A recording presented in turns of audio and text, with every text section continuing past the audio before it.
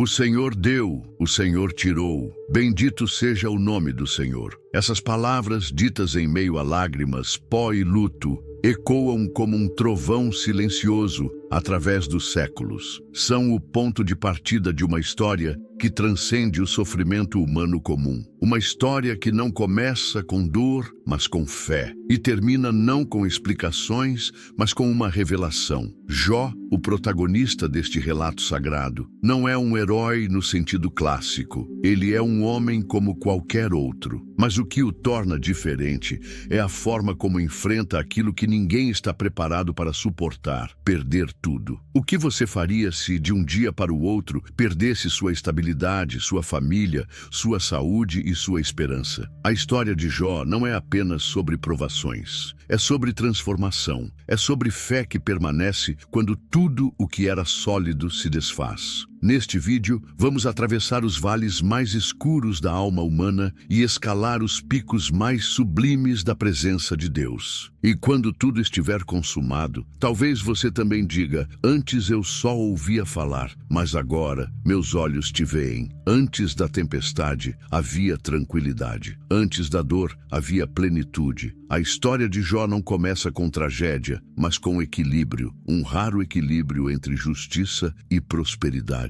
Na terra de Uz, um homem se destacava entre todos. Seu nome era Jó. Ele não era apenas conhecido por sua riqueza ou pela influência que exercia em sua comunidade. Ele era conhecido por seu caráter. A Bíblia o descreve com 4 adjetivos poderosos: íntegro, reto, temente a Deus e que se desviava do mal. Isso por si só já bastaria para torná-lo notável. Mas há mais. Jó era imensamente próspero. Seus bens incluíam 7.000 ovelhas, 3.000 camelos, 500 juntas de bois e 500 jumentas, além de muitos servos. Em uma linguagem moderna, ele seria o equivalente a um grande empreendedor rural, dono de terras, logística, comércio e mão de obra. Mas seu maior tesouro estava dentro de casa: 10 filhos, 7 homens e 3 mulheres, jovens unidos que se reuniam com frequência para celebrar a vida em banquetes familiares. Após cada festa, Jó se levantava bem cedo e oferecia sacrifícios a Deus em favor de cada um de seus filhos. Talvez tenham pecado em seus pensamentos, dizia. Essa era a essência de Jó. Um homem vigilante não apenas no que fazia, mas no que temia que os outros fizessem. Ele era um intercessor. E por isso, tudo em sua vida parecia estável, próspero, em ordem, até que nas regiões invisíveis do céu, um novo capítulo começou a se formar, onde nada mais seria como antes. Se essa história já te prendeu até aqui, se inscreve no canal agora e vem até o fim. Enquanto na terra tudo parecia estar em perfeita harmonia, nos bastidores do céu acontecia algo que mudaria o curso da história de Jó para sempre. Em um cenário celestial de majestade e glória, os filhos de Deus, seres espirituais, apresentavam-se diante do Senhor. E entre eles, como uma sombra indesejada no meio da luz, estava também Satanás. Deus, conhecendo os caminhos do acusador, lhe pergunta: de onde vens? Com frieza ele responde: de rodear a terra e passear por ela. Mas não se trata de um passeio inofensivo. É uma patrulha, um rastreamento, uma caçada por falhas humanas.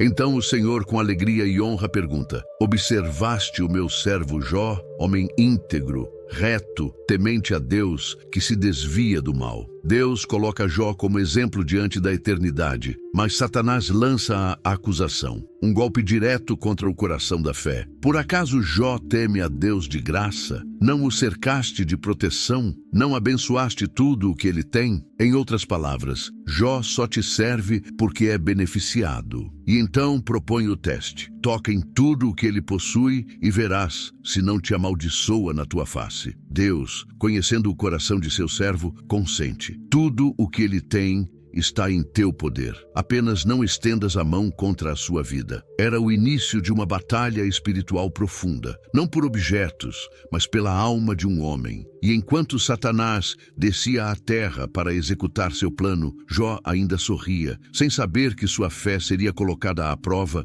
como nunca antes na história. Era um dia comum. Talvez o céu estivesse claro e os campos tranquilos. Nada parecia anunciar a chegada do caos. Até que um servo irrompe pela porta, ofegante, o rosto coberto de pó e desespero. Os bois estavam arando e as jumentas pastando por perto, quando os sabeus atacaram.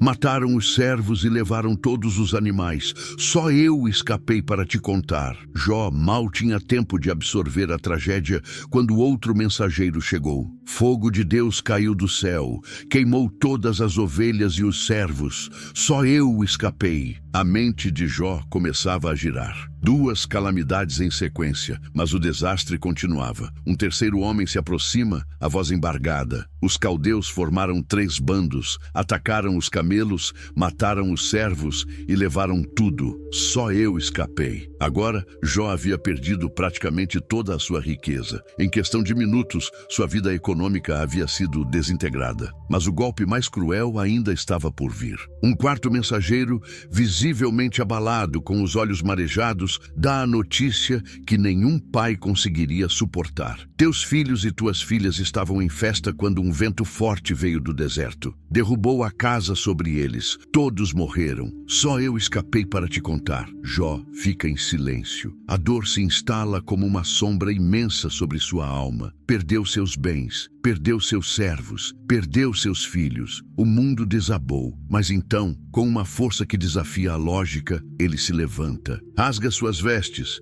rapa a cabeça, cai com o rosto em terra e adora. Nu saí do ventre da minha mãe e nu voltarei. O Senhor deu, o Senhor tomou, bendito seja o nome do Senhor. Jó não entendeu, mas adorou. A cena celestial se repete. Os filhos de Deus, mais uma vez, se apresentam diante do Senhor. E novamente Satanás está entre eles. O acusador retorna, desta vez para empurrar os limites ainda mais longe. Deus, sabendo que Jó manteve sua integridade mesmo em meio ao luto, pergunta: observaste o meu servo Jó? Ainda retém sua integridade, mesmo depois de tudo que lhe aconteceu sem motivo. Mas Satanás não recua. Pele por pele. Tudo o que o homem tem, dará pela sua vida. Toca na carne dele, nos ossos, e verás se ele não te amaldiçoa na tua face. Deus, ainda confiando plenamente em seu servo, permite. Ele está em teu poder. Apenas poupa-lhe a vida. E então, o que era dor emocional torna-se agonia física. Jó é atacado por feridas horríveis, úlceras da cabeça aos pés. A coceira, a dor, o calor da inflamação, tudo o consome. Ele se assenta sobre cinzas e, com um caco de cerâmica, raspa a própria pele. O homem mais respeitado da região agora é um símbolo vivo de miséria e repulsa. É nesse momento que sua esposa, também quebrada pela tragédia, se aproxima. Em desespero diz: ainda conservas tua integridade? Amaldiçoa a Deus e morre. Mas Jó, mesmo com o corpo desfigurado, responde com sabedoria: falaste como uma doida. Receberíamos de Deus o bem e não também o mal? Mesmo em ruínas, Jó não pecou com os lábios, não acusou, não blasfemou. Ele não entendia, mas continuava confiando. A notícia da tragédia de Jó se espalhou como o vento que derrubou a casa dos seus filhos. Elifaz, Bildade e Zofar, amigos de longa data, ouviram falar de sua dor e partiram de diferentes regiões para vê-lo. Eles não vinham como curiosos, mas como irmãos de alma. Ao avistarem Jó de longe, ficaram em choque. Seu semblante estava irreconhecível. Não parecia o mesmo homem. Em sinal de luto e empatia, rasgaram as próprias vestes, lançaram pó sobre as cabeças e se sentaram com ele. 7 dias e 7 noites em completo silêncio. Nenhuma palavra foi dita, porque às vezes não existe explicação, não existe consolo, só a presença. Ali estavam eles, sentados na cinza, como quem participa da dor com o corpo e com o tempo. E foi somente depois desses 7 dias que Jó finalmente falou. E quando o fez, suas palavras vieram como uma torrente. Depois de 7 dias mergulhado em silêncio, com os olhos opacos e o corpo coberto de chagas, Jó finalmente fala. mas o que sai de seus lábios não é um pedido de ajuda, nem uma oração, tampouco uma reclamação direta contra Deus. É um lamento profundo, visceral, que vem das entranhas da alma. Ele amaldiçoa o dia do seu nascimento. Pereça o dia em que nasci e a noite em que se disse, nasceu um menino. Deseja que aquele dia seja apagado da história, que a luz não o alcance, que seja envolto em trevas. Em outras palavras, Jó não quer ter nascido. Deseja que a existência lhe tivesse sido negada, pois assim teria escapado da dor que agora o consome. Não há hereges nesse desabafo. Há sinceridade. Jó não acusa Deus, mas abre o peito e deixa sair o que há de mais honesto. A vontade de sumir, de não ter vivido, de não ter visto a morte dos filhos, a ruína do corpo, o abandono de tudo. Esse grito não é fraqueza, é humanidade, é o clamor de alguém que, mesmo sem entender os caminhos divinos, se recusa a fingir que a dor não dói. Jó não blasfema, Jó sangra. O silêncio acabou. E com ele veio a tentativa de explicar o inexplicável. Elifaz, o temanita, é o primeiro a falar. Suas palavras têm o tom da razão, mas carecem da sensibilidade. Ele lembra a Jó que no passado ele mesmo havia consolado muitos. Agora que chegou a sua vez, tu te perturbas. Elifaz afirma que nenhum inocente perece, que os retos não são destruídos, insinuando com sutileza que algo errado havia em Jó. Ele até compartilha uma visão espiritual. Uma voz lhe disse que nenhum homem é puro diante de Deus. É o tipo de argumento que soa piedoso, mas fere mais do que consola. Elifaz insinua que o sofrimento é sempre fruto do erro e que Jó deveria aceitá-lo como disciplina divina. Jó responde com tristeza, não nega sua dor, nem disfarça sua angústia. Diz que suas palavras são como o peso da areia do mar, esmagadoras, e critica a atitude dos amigos, chamando-os de ribeiros que secam quando mais se precisa deles. Então, Bildade toma a palavra. Ele é mais direto, mais duro. Sugerindo que os filhos de Jó morreram por seus próprios pecados, ele afirma que Deus não rejeita o íntegro. A implicação é clara. Se Jó está sofrendo, algo em sua vida não está certo. Jó responde novamente, reafirmando sua inocência. Diz que Deus é grande demais para que o homem o questione, mas deseja ao menos poder apresentar sua causa. Mesmo sem entender, Jó mantém sua confiança na justiça divina. Zofar, por fim, é o mais severo. Diz que Deus ainda está sendo misericordioso com Jó, pois o castigo que ele merecia seria ainda maior.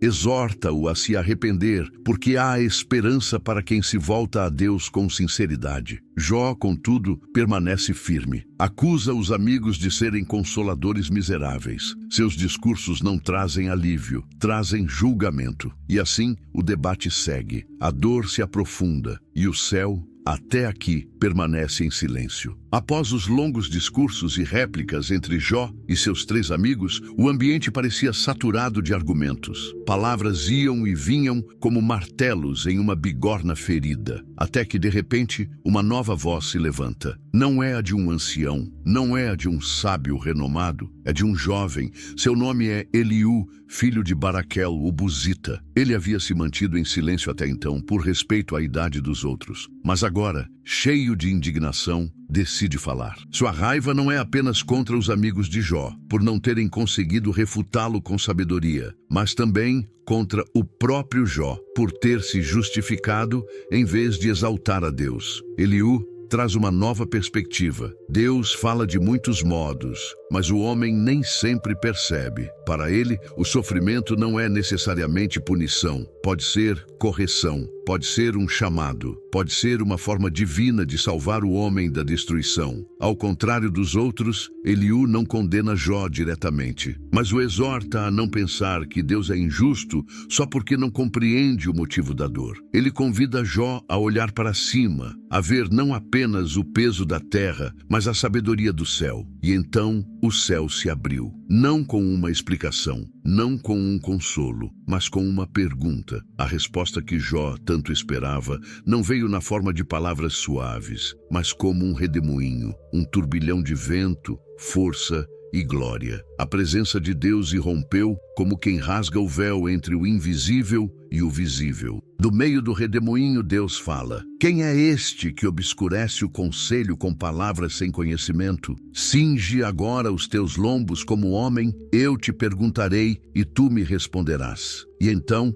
uma avalanche de perguntas desaba sobre Jó. Onde estavas tu quando eu lançava os fundamentos da terra? Quem determinou suas medidas? Quem estendeu sobre ela o cordel? Alguma vez mandaste a manhã que surgisse? Tu és capaz de atar os laços das Pleiades ou soltar os cordéis do Órion? Deus não estava procurando respostas. Suas perguntas são revelações. Ele fala do mar, do céu, dos relâmpagos, da chuva, das estrelas, dos animais selvagens. Cada criatura, do falcão ao cavalo de guerra, testemunha sobre sua sabedoria insondável. E, por fim, apresenta duas figuras enigmáticas, Behemoth e Leviatã, criaturas colossais, indomáveis, invencíveis, símbolos de tudo aquilo que o homem não pode controlar. E Deus pergunta: se tu não podes controlar essas criaturas, como poderias compreender os meus caminhos? A voz do Senhor não responde o porquê do sofrimento de Jó, mas revela quem ele é. E essa revelação muda tudo. O Deus que Jó conhecia pelas palavras agora fala face a face, não para explicar, mas para ser conhecido. Diante da grandeza de Deus, Jó não tem mais argumentos. Ele não levanta as mãos em protesto, não exige justiça. Ele se curva, ele se cala, ele se rende. A revelação da soberania divina não o envergonha, o transforma. Bem sei que tudo podes, diz Jó, e nenhum dos teus planos pode ser frustrado. E então, admite: falei do que não entendia, coisas maravilhosas demais para mim, que eu não conhecia. Agora, o homem que debatia em busca de respostas compreende que havia confundido lógica com sabedoria, dor com injustiça, silêncio com ausência. E então, ele pronuncia uma das declarações mais profundas já ditas por um ser humano diante do divino. Antes eu te conhecia só de ouvir, mas agora os meus olhos te veem. Por isso me abomino e me arrependo no pó e na cinza. Não era apenas arrependimento pelo que disse, era humildade diante do que agora via. Jó não precisava mais de respostas. Ele havia encontrado Deus, e isso foi o suficiente. Deus, que antes silenciava, agora toma partido, e se volta para ele e faz: Bildade e Zofar, com palavras firmes. A minha ira se acendeu contra ti e contra os teus dois amigos, porque não falastes de mim o que era reto, como o meu servo Jó. Os teólogos que usaram belas palavras, mas falaram com arrogância, agora são repreendidos. Deus instrui: tomai 7 novilhos e 7 carneiros. Ide ao meu servo Jó e oferecei holocausto por vós. O meu servo Jó orará por vós, porque dele aceitarei a oração. E assim, os amigos que acusaram agora se tornam dependentes da intercessão daquele que feriram. E Jó ora, perdoa, intercede. Sua oração é aceita, e com ela, o ciclo da dor é encerrado. Então, como um novo amanhecer após uma noite longa, Deus vira o cativeiro de Jó, e não apenas o restitui, o abençoa com o dobro: 14.000 ovelhas, 6.000 camelos, 1.000 juntas de bois, 1.000 jumentas e mais 10 filhos. As filhas de Jó são descritas como as mais belas da terra: Gemima, Késia e Queren-Hapuque. E, em um ato de justiça rara para seu tempo, recebem herança junto com os irmãos. A dignidade foi restaurada, mas acima disso foi restaurada a visão.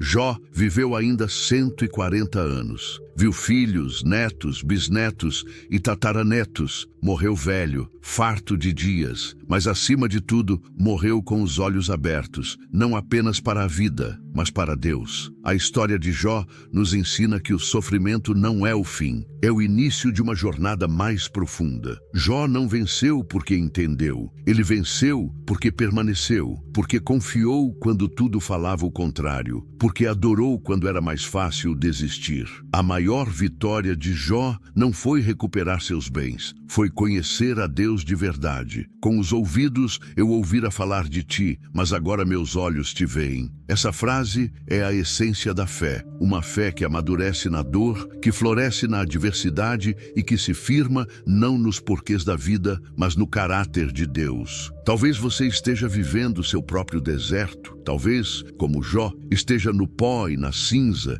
tentando entender o que está acontecendo. Mas a história de Jó nos mostra que há um lugar além da dor e que mesmo quando Deus parece em silêncio, Ele está preparando a resposta. O segredo de Jó é este: quando você não entender o porquê, lembre-se de quem. Talvez hoje você esteja passando pelo seu próprio redemoinho. Mas se essa história falou com você, se algo aí dentro despertou, então se inscreva no canal. Aqui, cada episódio é um reencontro com a fé. E compartilhe este vídeo com alguém que está no vale, porque assim como Jó, ele também pode descobrir que quando tudo se perde, ainda existe um Deus que vê, que fala e que restaura. Deus abençoe.